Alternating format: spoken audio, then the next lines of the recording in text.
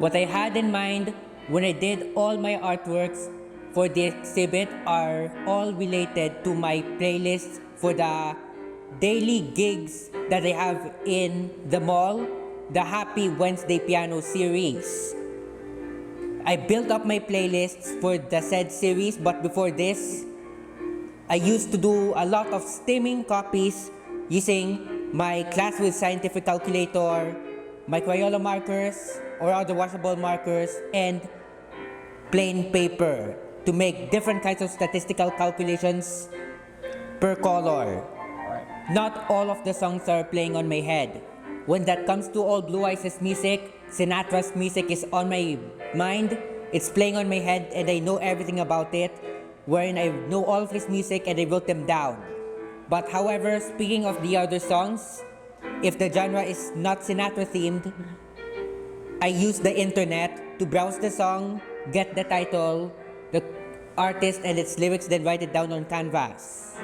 Of course, he is indeed my favorite. This one legendary man is inside of myself. I continue to inspire him. I continue to play his music. I continue to listen to his music. Well, basically, behind the title of this ongoing exhibit, there are 7 days in a standard calendar week.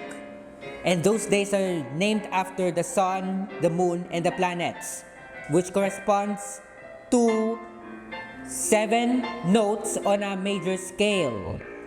The letters of a major scale, you mean the 7 notes, where Monday kicks off the week, which is on the key of C, Tuesday's a D, the second day, Wednesday as E or the third day, F as Thursday or the fourth day, G as Friday or the fifth day, and Saturday as A or the final day of the work week. And Sunday is the letter B. The letter B indicates that it is rest day and the last note of a standard scale. But why the title? The reason why the E is the third day of the week is confirmed to be the title of this actual exhibit is that it's due to my reference of my playing of piano in a mall throughout this year, every Wednesday in a single month, most of the time. Previously, when I did stimming copies using my scientific calculator, I sometimes make a miscalculation. When I make an error, I covered the wrong calculation with the same color of marker and I wrote on it. And I liked how it looked. And that process applies in what I am doing. To kick off with what I am going to paint, I began using thick acrylic markers to write down the song titles, song lyrics, and song artists, and they took a photo of the first layer. With that as a guide, I used acrylic paints to cover the lyrics, the titles, and the artists. When that's all covered up, I did everything again by rewriting the song titles, artists, and lyrics with Posca and other brands of acrylic markers sometimes. All of the works that I picked the most are coming from Frank Sinatra.